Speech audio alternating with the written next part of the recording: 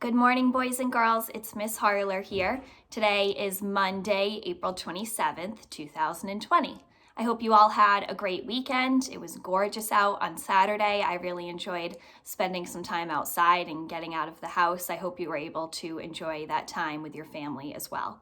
I'm going to start off by giving a couple of shout outs for people that sent in work later last week and I wasn't able to include them in my last video. So quick shout out to Avi, Lucas, Harita, Sanjeeth, Himadar, Audrey Rose, Julia Smith, and Jack. Nice job with all the work that you've been sending me. So for this week, our work will look the same as it has been. You are going to start off by reading a story for Wonders. There are a few math activities for you to do.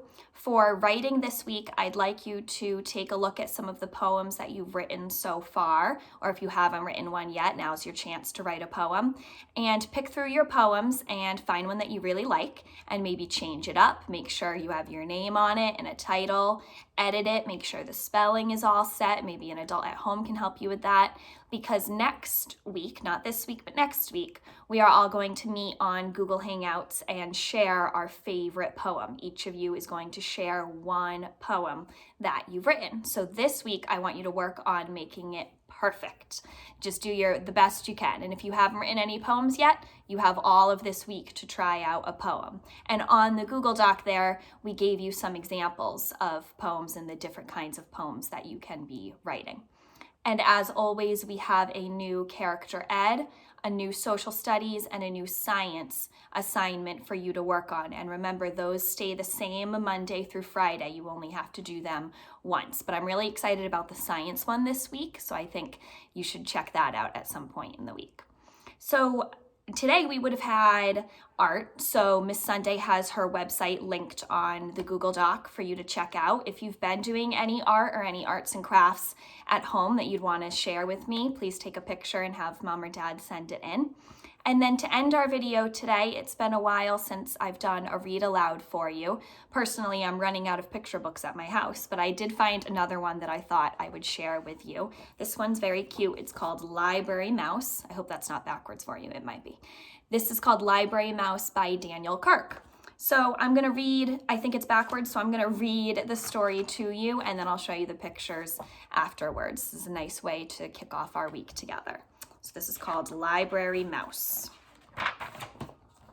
Sam was a library mouse. His home was in a little hole in the wall behind the children's reference books, and he thought that life was very good indeed.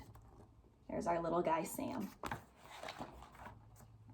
Every day when the library was full of people walking up and down the aisles, studying, checking out books, and working on the computers, Sam was curled up in his little hole, sound asleep. Every night when the people went home and the room was dark and quiet, the library belonged to Sam.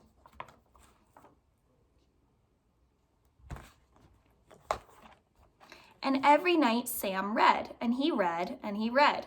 Sam read picture books and chapter books. He read biographies. That's what we had last week. He read biographies and poetry and cookbooks and sports books, fairy tales and ghost stories and mysteries by the dozen. He's one good reader, that mouse. Sam's mind was filled with facts and information and images of faraway places, and his imagination brimmed over with wonder and fantasy. Some amazing language right there. One night, Sam decided that it was time he wrote a book of his own. Look at his funny face. Sam folded over some little squares of paper he took from the librarian's desk to make the pages. Then he found a pencil that had rolled underneath the shelf, and he began to write. Write what you know, Sam had read in a book about writing. So Sam wrote about being a mouse. He drew the pictures for his book by posing in his little mirror and then sketching what he saw.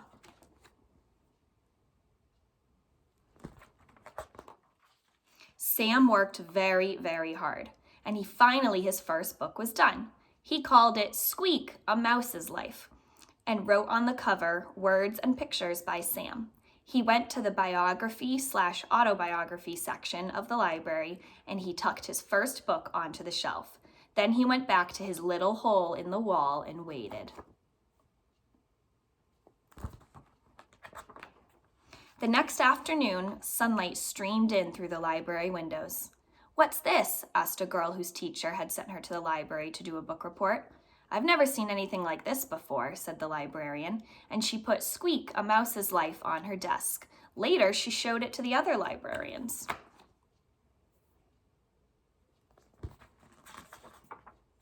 Sam decided to write another book. It was called The Lonely Cheese, and working on the book made him feel very hungry. It was a good thing that he always found so many crumbs to eat by the trash basket in the hallway. When he had finished the illustrations, Sam scurried to the picture book section and proudly placed his latest book on the shelf. Then he went back to his little hole in the wall and waited.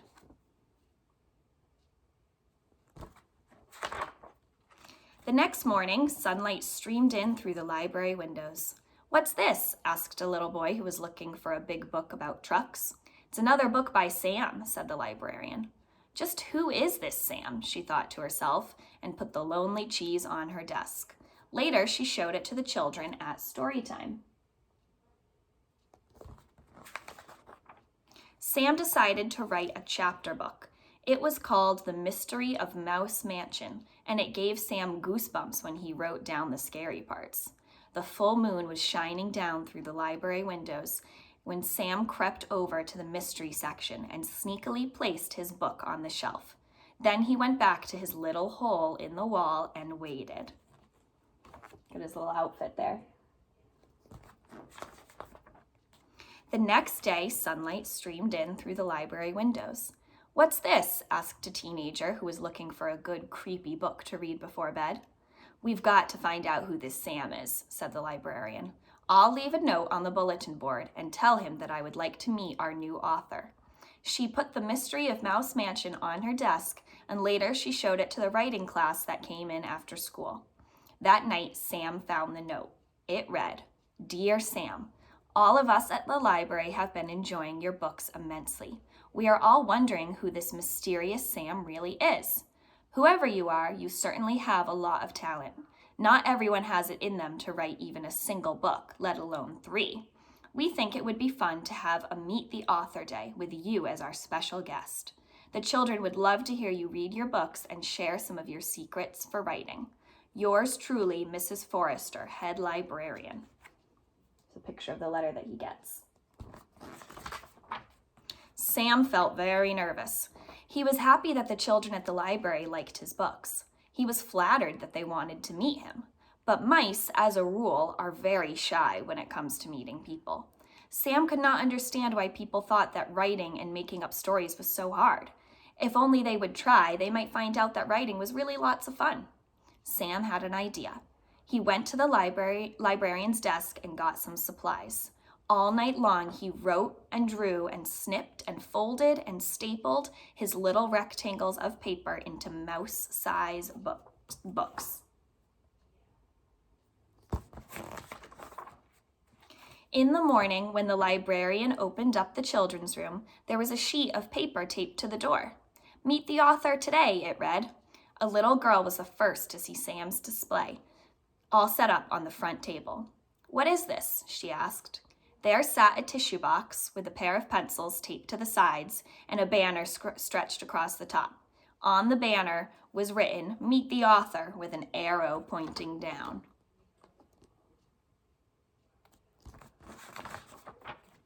The girl bent over to look in the empty tissue box. "Oh," she said in surprise, for there at the bottom of the box lay Sam's little mirror, and in the mirror the little girl saw her own face smiling up at her. "Me?" she said, "an author?" Next to the mirror was a stack of tiny blank books and a pile of pencils that Sam had sharpened with his little teeth. So the girl sees herself in the author box, and then there's Sam sharpening his pencils with his teeth. All that day, and for many more thereafter, people came to see the little display of Meet the Author. Soon there was a whole shelf full of books written and illustrated by people who had never written a book before, telling stories that had never been told. There's all the kids working, and then there's the shelf with some of their books.